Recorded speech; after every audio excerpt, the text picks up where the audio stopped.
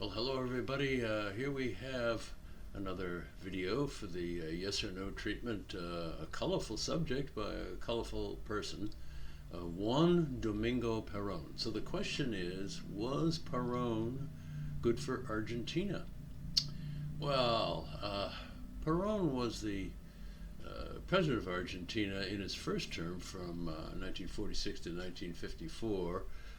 In fact, there had been a coup d'etat, a frequent occurrence in Argentina 3 years before he was elected president, so it kind of paved the way for his presidency. And Peron was a populist.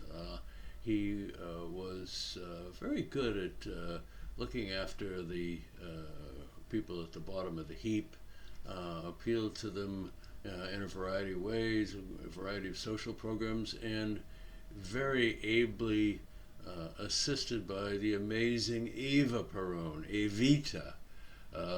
And the people of Argentina were, in some respects, almost hysterically devoted to the couple, particularly to Eva. So when she died of cancer, oh dear, the weeping and wailing and gnashing of teeth was virtually without limit. In any case, after she died, Peron kind of came to the end of his time, and there was a military coup, and out he went and went into exile. And he came back after quite a long hiatus. In 1973, he was elected once again to be the president of Argentina, and he was in office for a bit over a year, and then he died. And his wife, Isabel, or was kind of her nickname. She had another long Spanish name, but familiarly known as Isabelita. And Isabelita became the president of Argentina. She was, as far as I know, the first woman in modern times to have the title of president of any significant country. So that was impressive. But she wasn't. She didn't do much of a job. And she was thrown out by another coup d'etat and exiled to Spain, I think it was. What about Peron during his time? Well, he was from Spanish Sardinian stock. He grew up in Argentina, but he was well educated. He went into a military academy.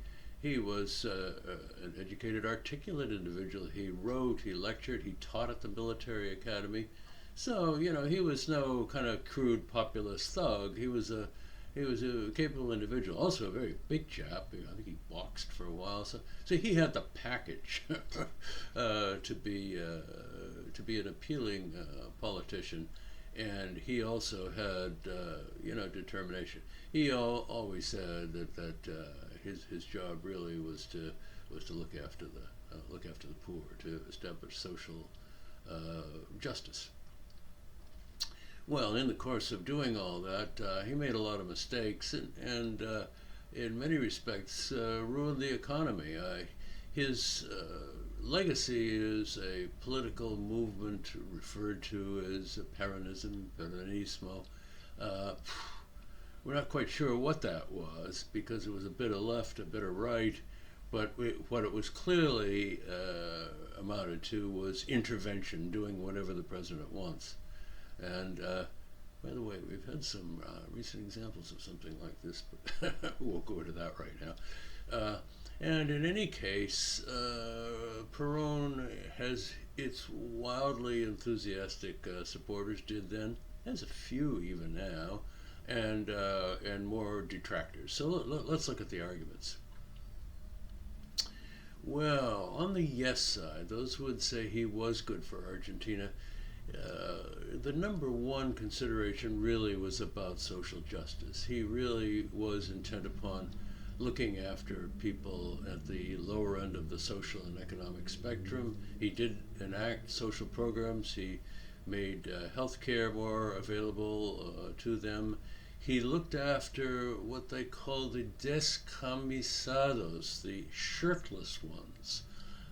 And as a consequence, along with his wife Evita, were wildly popular while much of that lasted.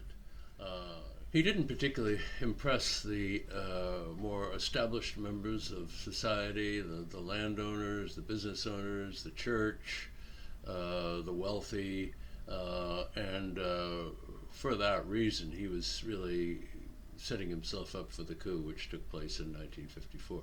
But his goals were clear and in many respects were laudable. Number two, not only were his goals tied to social justice and looking after the less fortunate, but also on economic independence.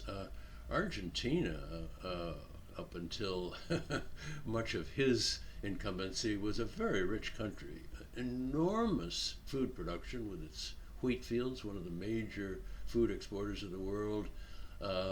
And it also had an infrastructure, a pretty strong economy, so it was just waiting for somebody like Peron to come along and exploit all of those strengths. So he went about his very social programming with that in mind.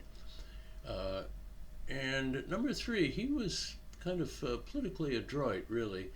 He might have sounded like a fascist in that he certainly saw what was going on around him in the world, but he wasn't really kind of taken in by it all. He wanted to adopt his own version of, if not fascism, a kind of authoritarian political system, but for the good of the people. And for all we know, he genuinely believed that. He wasn't just a cynical politician manipulating the crowd, but he was really trying to look after the nation.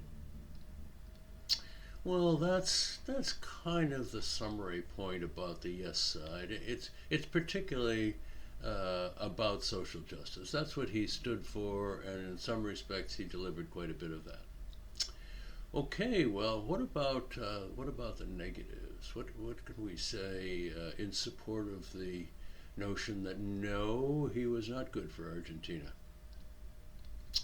Well, first of all, his interventionist programs were very much kind of an ego trip, and the spending involved, for example, nationalizing the British railways and things like that, were things that Argentina could not afford.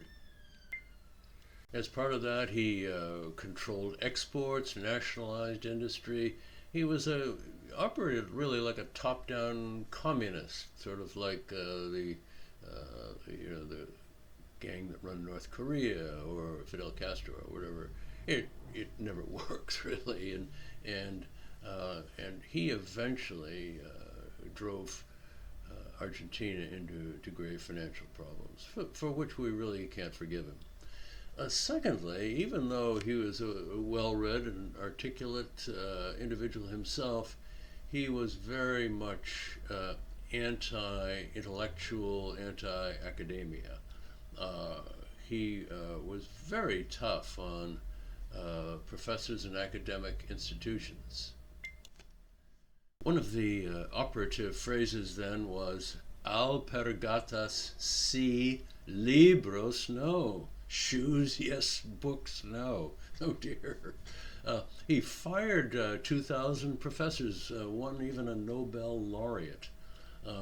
We've had this kind of thing in the past. Mao Zedong was to do that a little bit later in the Cultural Revolution in China, which was absolutely chaotically badly conceived, and copied also by Pol Pot in Cambodia, who did the same thing, basically slaughtered all the intellectuals. So that's not a good way to behave, and it's usually done by politicians who fear the superior advice of experts and scientists. Where have we heard that one before? Next, being shortly after World War II, Peron actively supported these Nazi Vatican-enabled rat lines to provide a haven for escaping Nazis. Argentina, under his Watch hosted Priebke, Mengele, Eichmann, Klaus Barbie. I mean, really bad people, really awful people. And but there was money in it for him, and there was also a kind of a fascistic sympathy, really, with their political ideology, I'm afraid. Along the same lines, he did find favor with some fairly dodgy people. Alfredo Stroessner, who was the general in charge of neighboring Paraguay for many, many years, who was again an authoritarian, tough character who ran a country into the ground. So he was one of his friends. President Pinochet of Chile, who, although he replaced a failing socialist government, was himself an oppressor and really a use of violence against his own people. He had made a friend of Nicolae Ceausescu, the awful chap from Romania. Oh dear, I mean, some really bad people. Another one, an interesting one, was Licio Gelli. Now, Gelli was the man in charge of the huge Masonic organization in Italy that was said to be running Italy and was basically controlling Vatican finances and a lot of really unsavory people in Italy. And Gelli actually provided the aircraft for Peron when he returned from his exile in Spain. So, he consorted with unsavory people. Another thing about him was he was maybe a bit weird.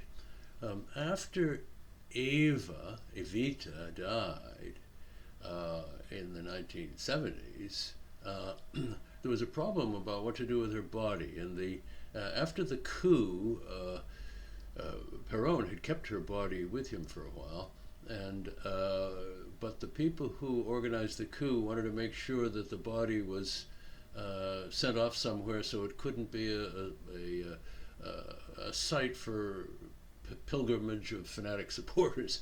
So they shipped it off to one of their diplomatic posts on the continent of Europe. It was shipped, I think it was from Germany, and then it went to Italy.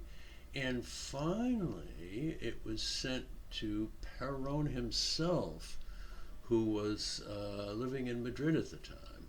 And he kept it in a box in his flat for quite a long time. Oh dear. And his new wife, Isabel, I guess must have thought, what is it with this guy? But seemed to kind of go along with that. And then when Peron was finally restored to citizenship and allowed to run for the presidency, which he succeeded in doing in 1973, he brought Eva back with him and had her buried in the family plot in Recoleta Cemetery. So crazy stuff, but that was Peron. He was flamboyant, did what he wanted, and not everything was what I would call normal. Next, as is often the case, he did imprison political opponents. He was known to have tortured some of them. A legacy that kind of lived on for a while in Argentina. You may remember under the military junta that ran the so-called Dirty War some years after Peron, they did things like take political opponents out in airplanes and throw them out the window into the sea. It's been tough in Argentina from time to time. And finally, perhaps not completely noticed, but really important, is that this Peronismo business. He left a legacy that others followed, other politicians followed, among them the husband and wife team of the Kirchners, who were president respectively up until very recently, who virtually bankrupted the country once again. So the economy and the finances of Argentina have simply careered from crisis to crisis, an unforgivable situation given the riches of the country and the wealth that it should have had without these interfering and inept and self-serving politicians. A lot of cronyism involved there as well. But much of that is the legacy of Peron. So that's not a very good scorecard for Peron. In fact, it's quite a devastating one, really. And so that leads me to my take. What's my take on all of this? Well, what I've noticed is the kinds of governments, the kinds of leaders that tend to destroy countries and destroy their economic wealth, their freedoms and so forth, tend to be two sorts that sometimes kind of merge with one another. The first are the sort of ideologue autocrats, most spectacularly the North Korean dynasty of the Kims, who went from being a fairly reasonable country on the south, on the same par with South Korea, to a completely devastated economy, all because they know what to do and they impose themselves. And that was the same thing with Mao Zedong until he finally freed things up. That was the same thing with the Soviet Union until Gorbachev had the wisdom to loosen things up. And there's also the democratically elected populists who mess things up spectacularly. I suppose Hugo Chavez and his successor Nicolas Maduro in Venezuela, an oil-rich country that should be just rolling in money and is virtually, the people are dying of starvation. It's that bad. So those sorts of leaders, those interventionist leaders like Juan Peron, are nothing but bad. They are never a good thing, and Juan Peron was no exception. There are all these other personal and policy failings that I've mentioned, but the fact is that their style of management, populist as it may be, but self-serving for their egos, is never a good thing. So I vote on this one. Was Peron good for Argentina? Absolutely not. He was awful.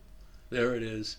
I don't imagine I'm going to have many people disagreeing with me on this, except maybe for a few nutty professors here and there. Okay, well, thanks a lot for watching. I hope you enjoyed it. Give me a like if you liked it, the usual thing. Please subscribe, comment, make any suggestions, hit the notification bell, and I'll see you at the next one. Thanks a lot. Bye-bye.